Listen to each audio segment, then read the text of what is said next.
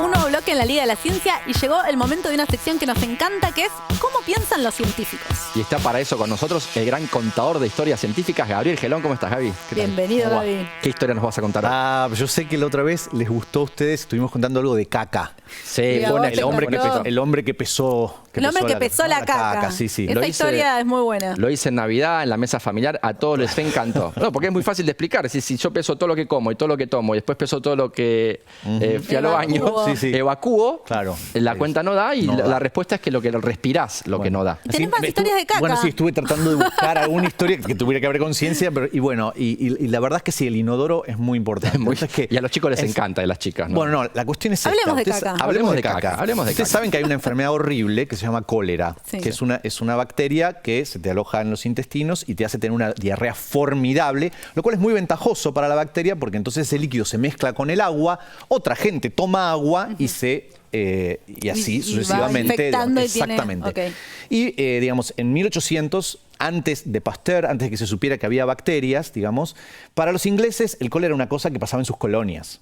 Claro. Los indios en India, que eran medio salvajotes, agarraban cólera, pero en Londres nunca iba a pasar esto. Claro. Ellos introdujeron, así en 1840 Y en ese momento no sabían y pico. bien qué era lo que pasaba. No tenían la menor idea. Era como un mal. No que tenían te- la menor idea. Claro, podía hacer miles de cosas en ese momento. Y lo que hicieron fue inventar el inodoro. El inodoro era un asiento en el baño de tu casa donde, bueno, vos ibas al baño y después tirabas un balde de agua y todo eso iba al pozo ciego. O sea, había inodoro, pero no había obras sanitarias. Claro. No había. Entonces, los sótanos iban rebalsando de agua que se llenaba y Londres estaba con toda este agua por todos lados y además no tenían la menor idea de que eran bacterias. Entonces la gente simplemente dejaba que el barro se depositara en el fondo y después podían tomar ese agua. ¡No! Era una bomba de tiempo. O sea, Sí. bastaba con Claro. que viniera una sola bacteria y en un momento, obviamente, vino la Sucedió. bacteria. Y hubo varias Epidemias. epidemias de cólera muy fuertes.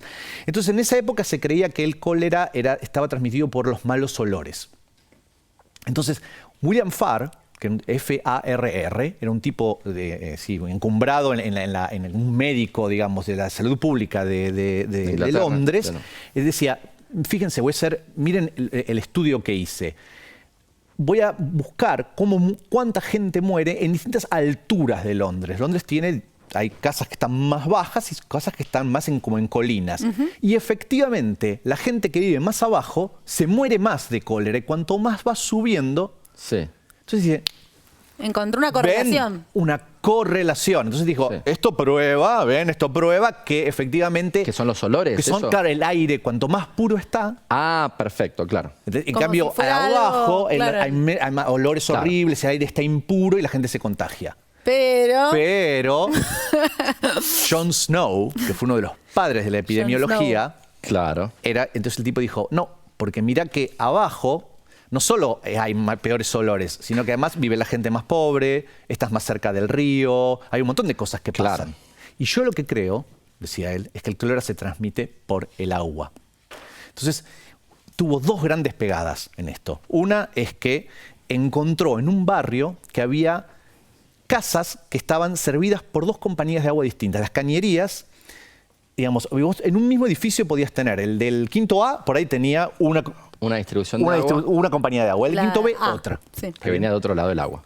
Y lo que el tipo se dio cuenta es que una de esas compañías tomaba agua río arriba, muy río arriba, y el otro río abajo de Londres. Entonces venía con todas las aguas servidas.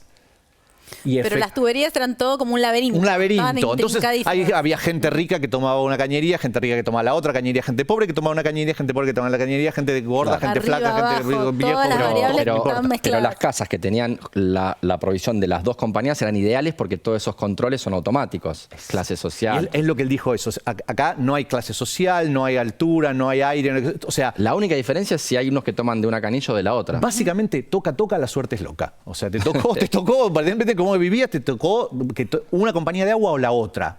Vos no lo elegiste, fue prácticamente al azar. Entonces dijo, esto es un experimento casi perfecto. Claro. Entonces Un fue a ver experimento natural. un experimento natural, que la naturaleza le sirvió un experimento ahí. Y efectivamente, una de las compañías, todo el mundo palmaba con cólera y las otras básicamente no tenían cólera. Claro.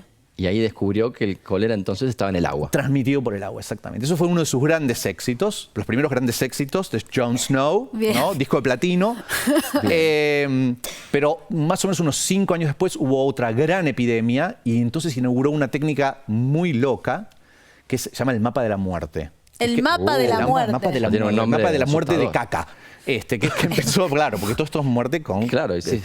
Y que empezó a poner en un mapa de Londres, había una epidemia en un barrio, que se llama el Soho, y entonces empezó a hacer casa por casa un puntito, y se dio cuenta que todos estaban en un determinado lugar, muy cerca de una bomba de... No había, en ese barrio no había agua por cañerías. Tenías que ir, en un barrio más pobre, tenías que ir a una esquina donde había una bomba, con un balde o con un bidón, y te la llevabas a tu casa.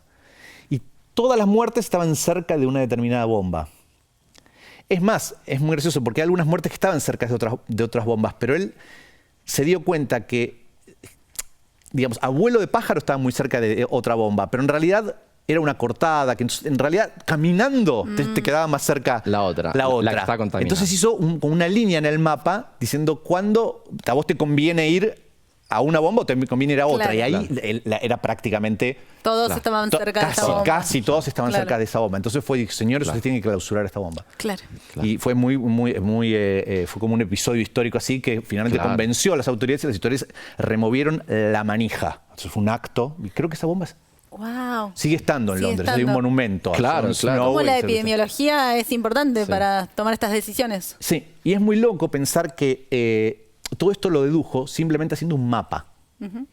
O sea, haciendo puntitos en un mapa de la ciudad. O sea, la forma en que piensan los científicos. A veces piensan con cuentas, a veces hacen un experimento, a veces aprovechan un experimento que ya hizo la naturaleza, a veces simplemente tienen que mirar qué pasa en la geografía y ahí ese patrón es el que te da la respuesta de lo que está pasando. Qué bueno, Gaby, una historia fantástica y que, como decís, muestra muchas formas diversas de pensar a los científicos. Así que bueno, un lujo tenerte como siempre. Gracias, Gaby.